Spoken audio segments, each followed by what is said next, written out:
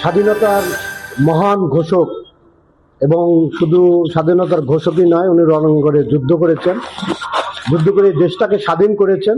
উনি তারই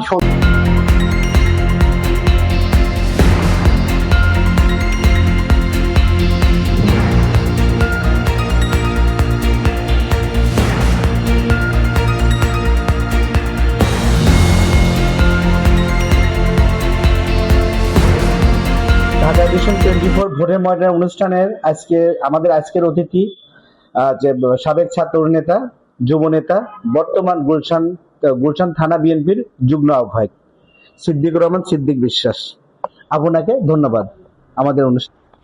আমি দেখতে পেয়েছি আপনার ঢাকা সদর আসন বিএনপি চেয়ারম্যান জনাব তারেক রহমান এখান থেকে নির্বাচন করতেছে।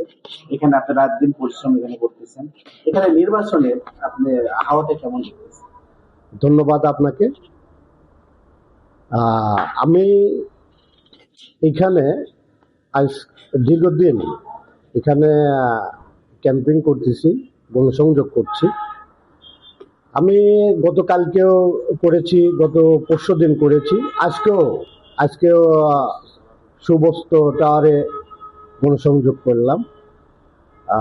আজকে এই বস্তিতে, হ্যাঁ, আমরা 4টার পরে যাব।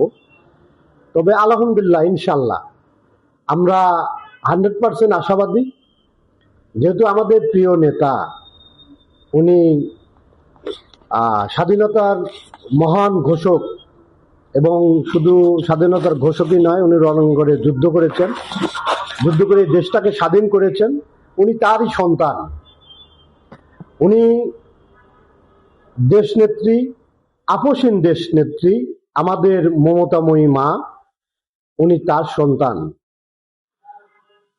আমাদের এই জিয়া পরিবারের আপনি একটা জিনিস খেয়াল করবেন, জিয়াউর রহমান থেকে শুরু করে বেগম খালেদা জিয়া এবং জিয়া পরিবারের যতগুলো মানুষ রয়েছেন, আপনারা তাদের কথা শুনেছেন, তাদের আচার আচরণের বিষয়টা দেখেছেন।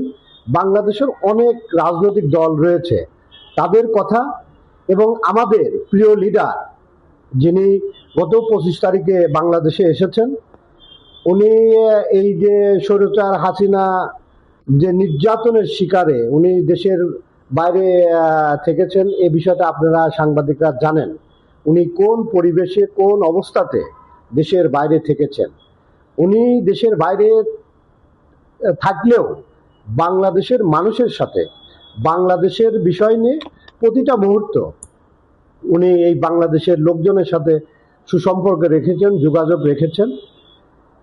আপনি ইতিমধ্যে দেখতে পেরেছেন একাধিক প্রোগ্রামে ওনার কথাবার্তা, ওনার আচার আচরণ সেম। উনি বাবা, ওনার আম্মা, আমাদের আপসীন দেশ নেত্রী বেগম খালেদা জিয়া।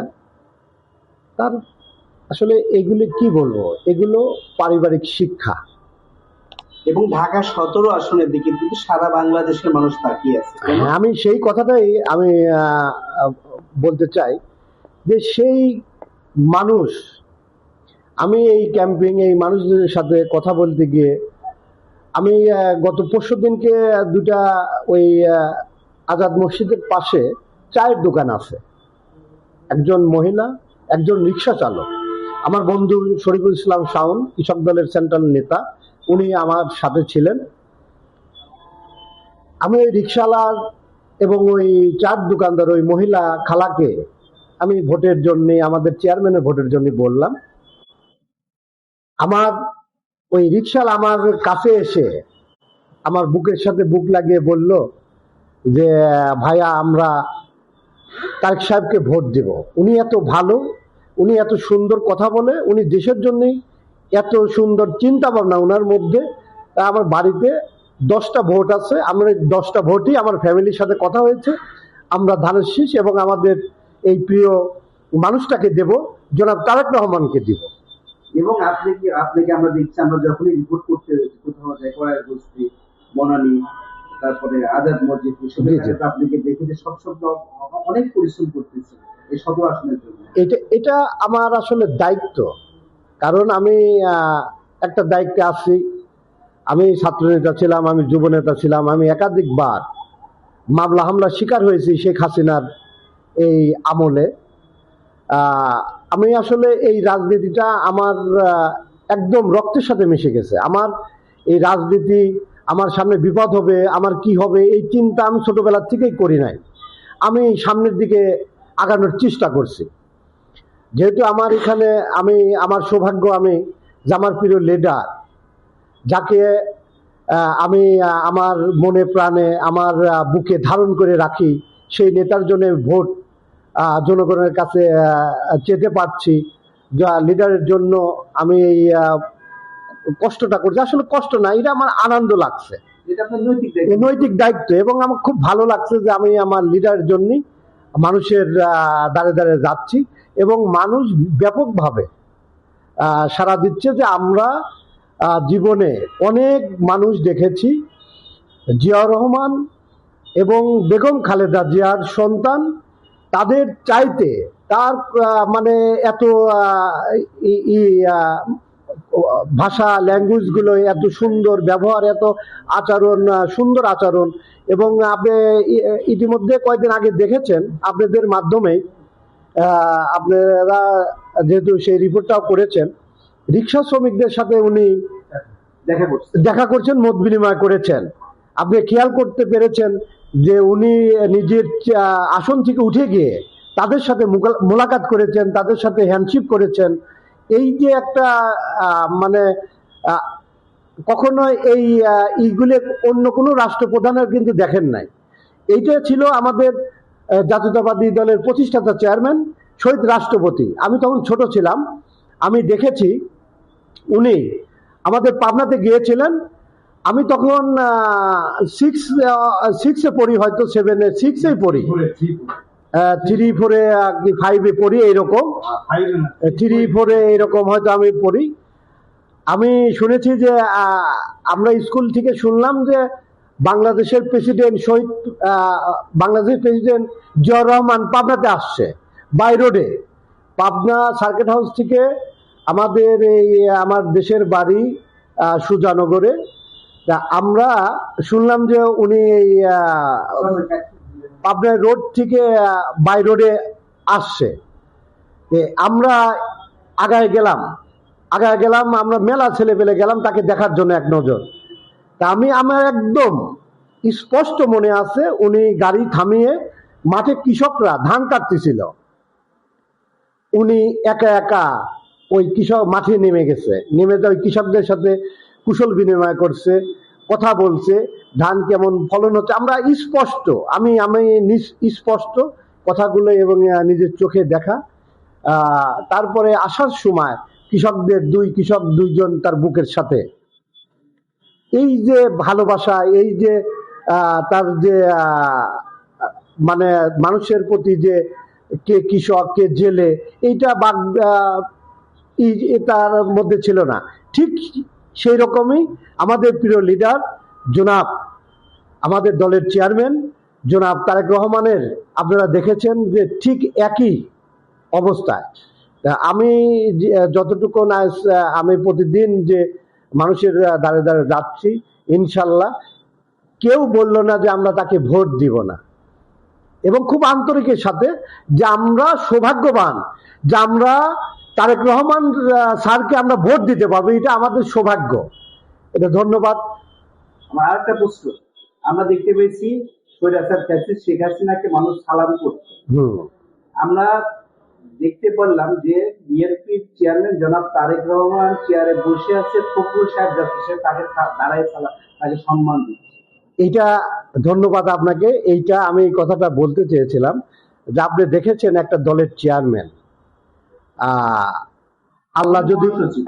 আল্লাহ যদি চান আমাদের প্রিয় লিডার আগামী দিনের রাষ্ট্রপ্রধান, প্রাইম মিনিস্টার হবে, দেশ পরিচালনা করবেন। কিন্তু দেখেন সেদিনকে হাজার হাজার লোকের মধ্যে মহাসচিব আসতেছেন, উনি দৌড় পাড়ি গিয়ে তার চেয়ার থেকে উঠে তাকে সম্মান করছেন। এইটা কি পৃথিবীর ইতিহাসে এটা কখনো আপনি দেখেছেন আর দ্বিতীয় কাউকে? এইটা তারেক রহমান। এটা কিন্তু অনেক ভাইরাল হয়েছে, হ্যাঁ, এই এয়ারপোর্টের মানুষ এটাকে লাইক ফলো। এটা আপনি আপনি হয়তো দেখেছেন বা আপনারা নিউজও করেছেন। তারই সন্তান গতকালকে জাইমা রহমান একটা প্রোগ্রামে এসেছিলেন। দেখেন সবার সাথে তার সাথে হ্যান্ডশিপ করা যায়, হ্যান্ডশিপ সে নিজেই করতেছে এবং সে একটা বাক্য উচ্চারণ করেছে যে আমি তো অত লম্বা না, আমি তো অত হাত আগাতে পারবো না, তারপরেও কষ্ট করে হলেও হ্যান্ডশিপ করছে। এই যে শিক্ষা, আপনি দেখেন, আমি এই কথাটা আপনার আগে বলেছি একবার, আপনি খেয়াল করেছেন কিনা, যে অনেক বাংলাদেশের যারা রাজনৈতিক দল আছে তাদের পরিবার আর এই জিয়া পরিবার আপনি একটু দেখবেন। আমরা আসলে কারোর নাম নিতে চাই না, আসলে এটা বাংলাদেশের মিডিয়া, বাংলাদেশের জনগণ এইটা দেখবে, এইটা তারা বিচার করবেন। আমাদের প্রিয় লিডার চেয়ারম্যান সাহেব 25 তারিখে যেদিন বাংলাদেশে এসেছিলেন, যেদিন প্রথম আসলেন, ওই 300 ফিটে আমরা ছিলাম, উনি কারোর নাম বলেছে? বলেন নাই। কিন্তু উনি যে উনার পরিবার, উনার নেতাকর্মী, লক্ষ লক্ষ নেতাকর্মী গুম হয়েছে, জেল খেটেছে, বাড়িঘর, যেমন আমি নিজে জিয়া পরিবার সর্বোচ্চ নির্যাতিত। এবং আমি সেই কথাই বলছি যে তার নেতাকর্মীরাও, জিয়া পরিবার তো নির্যাতিত হয়েছে এবং তার নেতাকর্মী, লক্ষ লক্ষ নেতাকর্মী বাড়ি ছাড়া, ঘর ছাড়া, গুম হয়েছে। আমি একটা ছোট্ট করে একটা কথা বলি, আমি তখন যুবদলের আহ্বায়ক 14 সালে, যখন আমাদের নির্বাচন দল থেকে এই পাতানো নির্বাচন বয়কট করেছিল, আমরা ওই নির্বাচন বয়কটে আমাদের দল আন্দোলন ঘোষণা করেছিল। আমি আমার থানাতে 21 দিন অবরুদ্ধ করে রেখেছিলাম। 21 দিনের মাথায় ওই দিন রাত 8:30 আমরা ওই আন্দোলন রাজপথেই ছিলাম। আমার রাস্তার থেকে ডিবি পুলিশ সাদা গাড়ি, যে ভাই আপনার একটু সাথে কথা আছে, আপনি একটু আসেন। আমি আসলাম, বললে যে ওসি সাহেব ডাকলো, আপনি চলেন। আমাকে সুন্দরভাবে কিন্তু নিয়ে গেছিল। কোথায় নিয়ে গেল, আমি যখন গাড়ি তুললাম আমার চোখ বেঁধে ফেলেছিল। আমি বারবার জিজ্ঞেস করলাম কোথায় নিয়ে যাচ্ছেন, না আমাকে কোথায় রাখবো, আমার চোখ বাঁধলেন কেন? বলে কথা বলেন না, চুপচাপ থাকেন। আমি কিন্তু 4 দিন আমার কোনো খোঁজ ছিল না আমি কোথায় ছিলাম, কোন থানাতে রাখছে।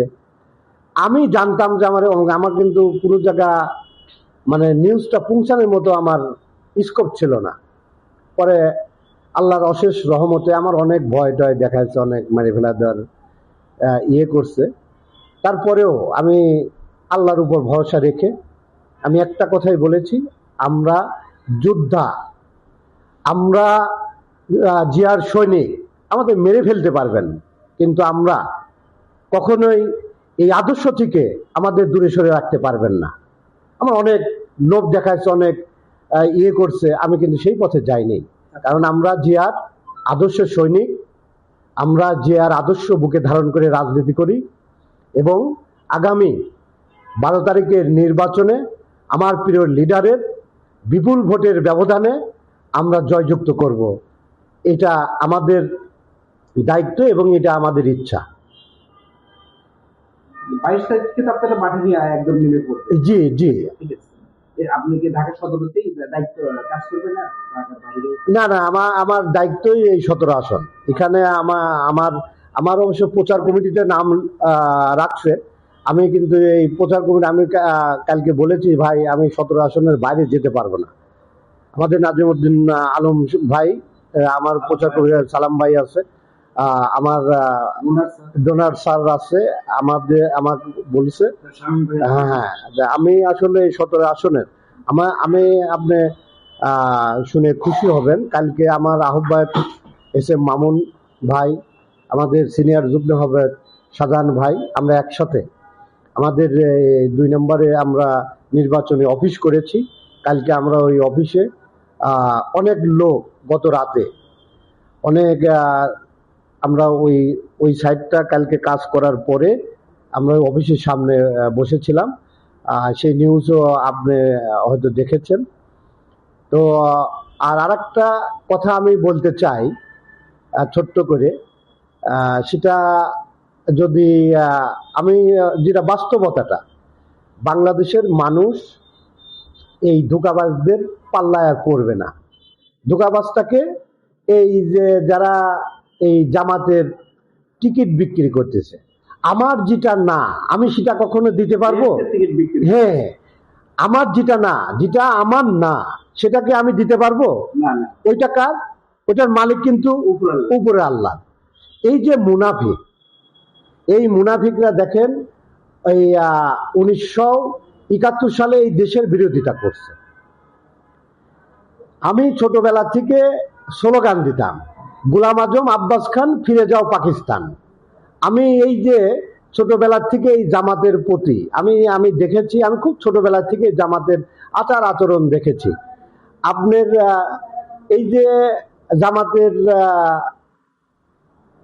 মহিলারা, আপনি আপনি বাসায় থেকে বের হয়ে আসেন, ওই জামাতের মহিলারা 10 জন 15 জন ছোট ছোট কোরআন নিয়ে বাসায় ঢুকে পড়ে, যে এই টাইমে পুরুষ মানুষ বাসায় থাকে না, মেয়েদের ওখানে যায়।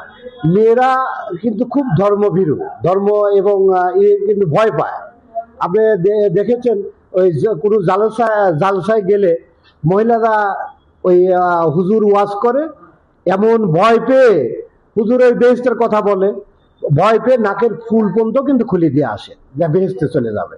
এই যে মুনাফিকি, এই যে ভণ্ডামি, এই যে বাংলাদেশের জনগণের সাথে এরা করছে, এরা কিন্তু বাংলাদেশ কখনো চায় নাই, বাংলাদেশকে কখনো ভালোবাসে না। এই যে মুনাফিক, এইগুলা থেকে কি আপনি ওটা থেকে সতর্ক করতে যাচ্ছেন বাঙালিকে? না না, অবশ্যই আমরা এই কথাগুলো, এবং আমাদের যারা মা বোন আছে, আমরা সবাইকে এই সতর্ক বার্তা দিয়েছি, এবং আমাদের পরিবারও আছে, আমরা তাদেরকে বলেছি যে এরা এসে কিন্তু বিভিন্ন রকমের এই ধোঁকাবাজি কথা বলবে। বেহেশতের পরিবারকে আমরা এই মেসেজগুলি দিচ্ছি। আবার আরেকটা কথা আপনি শুনে খুশি হবেন, আমাদের চেয়ারম্যান সাহেব, প্রিয় লিডার, উনি একটা কথা বলেছেন যে আমরা স্বপ্ন দেখি না, আমরা হলে পরিকল্পনা করি এবং পরিকল্পনা করব, আমরা সেই পরিকল্পনাটা বাস্তবায়ন করব। আমার আপনার কাছে একটা ছোট্ট একটা প্রশ্ন। আমরা দেখলাম স্বৈরাচার ফ্যাসিস্ট শেখ হাসিনার সময় বলতো যে ধর্ম যার যার উৎসব সবার। বিএনপি চেয়ারম্যান জনাব তারেক রহমান বলতেছে ধর্ম যার যার রাষ্ট্র সবার। ধন্যবাদ আপনাকে।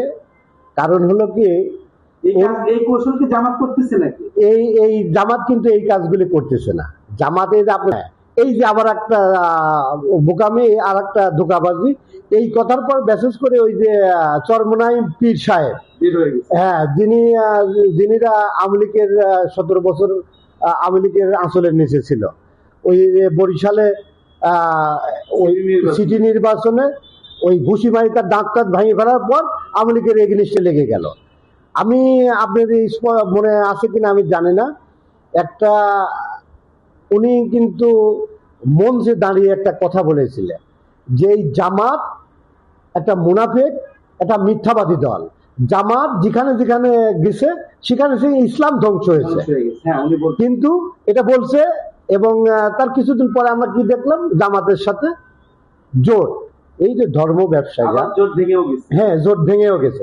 এই যে ধর্ম ব্যবসায়ীরা, আপনি দেখেন ইসলামের প্রিয় মানুষ, আমরা এই ধর্মকে খুব ভয় পাই, কিন্তু এরা যে আমাদের ভুল ব্যাখ্যা দিয়ে আমাদের সাধারণ জনগণকে বিভ্রান্তি করছে, এইগুলি আমি আপনাদের মাধ্যমে বলতে চাই, আপনারা একটু এগুলি মানুষকে করবেন।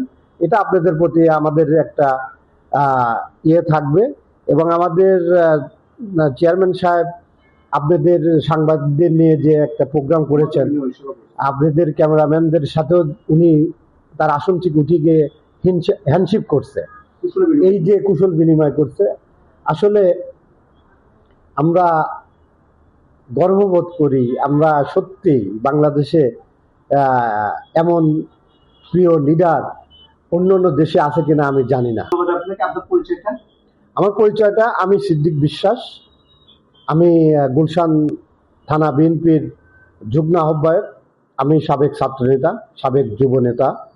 আমি এই ফ্যাসিস্ট শেখ হাসিনার আমলে একাধিক মামলা আমার নামে হয়েছিল। তো আমি এই দল পাগল ছেলে, আমি দলকে খুব পছন্দ করি, ভালোবাসি। আমি একজন নিবেদিত কর্মী। আপনি তো বর্তমান গুলশান থানার আহ্বায়ক। যুগ্ম আহ্বায়ক। জি জি। অসংখ্য ধন্যবাদ আপনাকে সময় দেওয়ার জন্য। ঢাকা এডিশন 24 এর পক্ষ থেকে আপনাকে ধন্যবাদ। আপনাকেও ধন্যবাদ। আপনার এই সাক্ষাৎকারে আসতে পেরে আমি নিজেকে ধন্য মনে করছি। ধন্যবাদ। আসসালামু আলাইকুম।